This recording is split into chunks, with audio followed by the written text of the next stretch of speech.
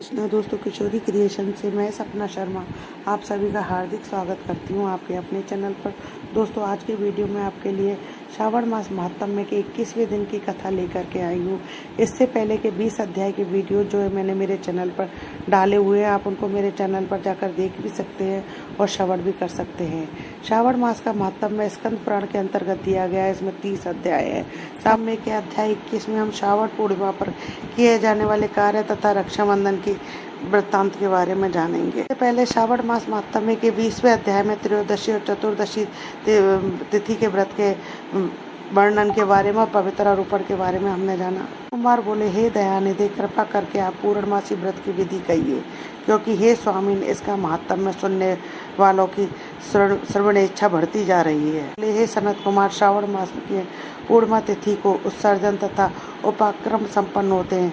पौष की पूर्णिमा तथा माघ की पूर्णिमा तिथि उत्सर्जन कृत्य के लिए होती है। कृत्य हेतु पौष की प्रतिपदा अथवा माघ की प्रतिपदा तिथि विहित है, अथवा रोहिणी नामक नक्षत्र उत्सर्जन कृत्य के लिए प्रशस्त होता है। कालों में भी अपनी अपनी शाखा के अनुसार उत्सर्जन और उपाक्रम दोनों का साथ करना उचित माना गया है। श्रावण मास की पूर्णिमा को उत्सर्जन कृत्य प्रशस्त होता है। साथ ही ऋग्वेदियों के लिए उपाक्रम हेतु श्रावण नक्षत्र होना चाहिए। श्री पूर्णिमा तथा प्रतिपदा तिथियों में जिस दिन श्रवण नक्षत्र हो उस दिन ऋग्वेदियों को उपाक्रम करना चाहिए।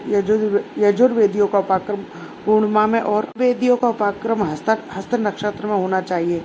शुक्र तथा गुरु के हस्तकाल में भी सुख पूर्वक उपाक्रम करना चाहिए, किंतु इस काल में इसका आरंभ पहले नहीं होना चाहिए, ऐसा शास्त्र वेदों का मत है। तथा संक्रांति से दूषित काल में अनंतर ही इसे करना चाहिए।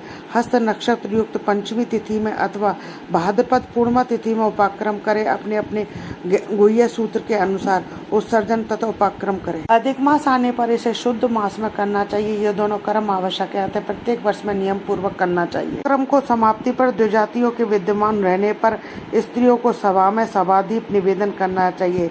इस दीप को आचार्य ग्रहण करे या किसी को अन्य ब्राह्मण को प्रदान कर दें। विधि बताई गई जाती है। स्वर्ण, चांदी अथवा तांबे के पात्र में सेर भर गेहूं भर रखकर गेहूं के आटे का दीपक बनाकर उसमें दीपक को जलाते हैं। यह दीपक घी या तेल से भरकर उसमें 3 बातियों से युक्त हो दक्षिणा तथा तांबूल सहित उस दीपक को ब्राह्मण को अर्पण कर दें। दीपक की तथा विप्र की विधिवत पूजा करनी चाहिए। तथा तांबूल से युक्त उत्तम सभादीप मैंने देव को निवेदित किया है और मेरे मनोरथ पूर्ण हो।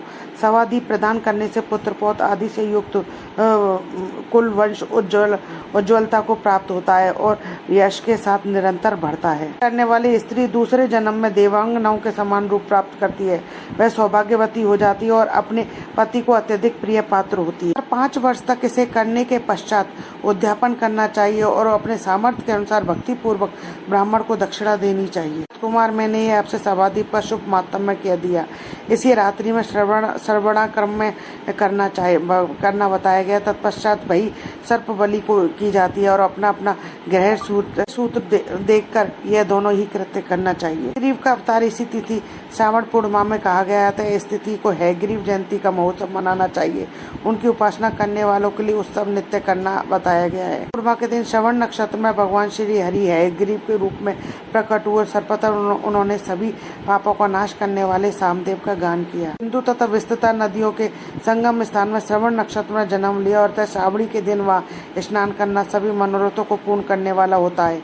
इस दिन वहाँ शारंग, धनुष, चक्र तथा गदा धारण करने वाले विष्णु की विधिवत पूजा अर्चना करनी चाहिए। पश्चात सामगान का श्रवण करे, ब्राह्मणों को हर प्रकार से पूजा करे और अपने बंधु बांधवों के साथ वहाँ कीड़ा करे और भोजन करे। को चाहिए उत्तम पति प्राप्त करने के उद्देश्य से जल कीड़ा करे। उस दिन अपने देश में तथा अपने घर में भी इस महोत्सव को मनाना चाहिए। ग्रीव की पूजा करनी चाहिए तथा उनके मंत्र का जप करना चाहिए।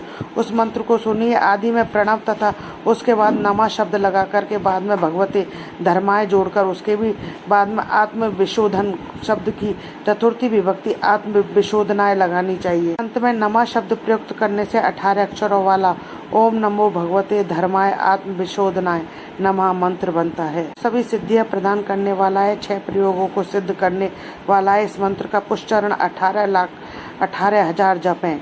कलयुग में इसका पुष्चरण उससे भी 4 गुने जप में से होना चाहिए। इस प्रकार करने पर हैग्रीव प्रसन्न होकर उत्तम वंचित फल प्रदान करते हैं। पूर्णिमा के दिन रक्षाबंधन मनाया जाता है, जो सभी रोगों को दूर करने वाला तथा सभी अशुभों का नाश करने वाला है। इसी प्रसंग में एक प्राचीन इतिहास सुनिए। इंद्र की विजय प्राप्ति के लिए इंद्राणी ने जो किया उसे मैं बता रहा हूँ। काल में 12 वर्षों तक देवासुर संग्राम होता रहा।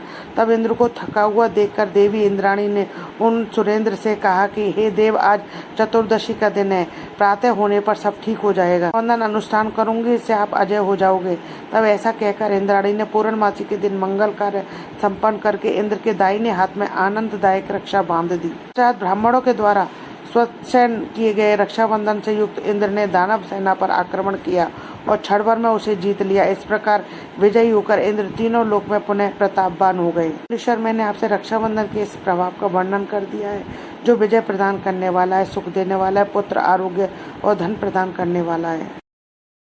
हे मुनीश्वर, मैंने आपसे रक्षाबंधन के इसके प्रभाव का वर्णन कर दिया है, जो विजय प्रदान करने वाला, सुख देने वाला, पुत्र, आरोग्य और धन प्रदान करने वाला है। कुमार बोले, हे देव श्रेष्ठ, यह रक्षाबंधन किस विधि से, किस तिथि में तथा किस क्रम में किया जाता है? हे देव, कृपा करके यह भी बताइए। जैसे जैसे आप अद्भुत बातें बताते जा रहे हैं, वैसे वैसे अनेक अर्थों से युक्त कथाओं को सुनाते हुए मेरी तृप्ति नहीं हो रही है। बोले, बुद्धिमान मनुष्य को चाहिए कि सावन का महीना आने पर पूर्णिमा तिथि को सूर्य उदय के समय श्रुति स्मृति के विधान से स्नान करे। संध्या जप आदि करके देवताओं, ऋषियों, पितरों को तर्पण करने के अनंतर स्वर्ण में पात्र में बनाई गई स्वर्ण सूत्रों से बंधी हुई। इसके बाद संध्या जप आदि करके देवताओं, ऋषियों, पितरों को तर्पण करने के अनंतर स्वर्ण में पात्र में बनाई गई स्वर्ण सूत्रों से बंधी हुई आदि से विभूषित स्वच्छ रेशमी तत्वों से निर्मित विचित्र ग्रंथियों से सुशोभित पद्म गुच्छों से अलंकृत तथा सशर्प से तथा अक्षतों से गर्वित एक अत्यंत मनोहर रक्षा बनाएं। पश्चात कलश स्थापना करके उसके ऊपर पूर्ण पात्र रखें और पुनः उस पर रक्षा कोष स्थापित करते हैं। उसके पश्चात रम्य आसन पर बैठकर सुजनों के साथ वीरांगनाओं के नृत्यांगनाओं तथा कीड़ा मंगल कृत्य में संलग्न हो। यह मंत्र पढ़कर पुरोहित रक्षाबंधन का कार्य करे। येन वद्दो बलि राजा दानवेंद्रो महाबला तेन धनामी रक्षे मां चलम। बंधन से महान बल से संपन्न दानवों के पति राजा बलि बांधे गए थे, उसी से मैं आपको बांधता हूँ। हे रक्षे, चलायमान मत हो चलायमान मत हो। क्षत्रियों, वैष्णवों, शूद्रों तथा अन्य मनुष्यों को चाहिए कि वे यत्न पूर्वक ब्राह्मणों की पूजा करके रक्षाबंधन करें। जो इस विधि से रक्षाबंधन करता है वह सभी दोषों से रहित होकर वर्ष पर्यंत सुखी रहता है। ज्ञान को जानने वाला जो मनुष्य शुद्ध श्रावण मास में इस रक्षाबंधन अनुष्ठान को करता है, वह पुत्र, पौत्रों तथा स्वजनों के सहित एक वर्ष भर अत्यंत सुख से रहता है। करने वालों को चाहिए कि भद्रा में रक्षाबंधन न करे, क्योंकि भद्रा में बांधी गई रक्षा विपरीत फल देने वाली होती है। स्कंद पुराण के अंतर्गत ईश्वर सनत कुमार संवाद श्रावण मास महात्म में रक्षाबंधन आदि कथन नामक 21वां अध्याय संपूर्णम। दोस्तों, यदि आपको मेरा ये वीडियो पसंद आए तो प्लीज़ मेरे वीडियो को ज़्यादा से ज़्यादा लाइक और शेयर कीजिए। यदि आपने अभी तक मेरे चैनल को सब्सक्राइब नहीं किया है तो उसे सब्सक्राइब करना ना भूलें। पास में बेल आइकन को दबाएं, जिससे मेरे आने वाले हर नए वीडियो को नोटिफिकेशन आपको मिल जाए। राधे राधे।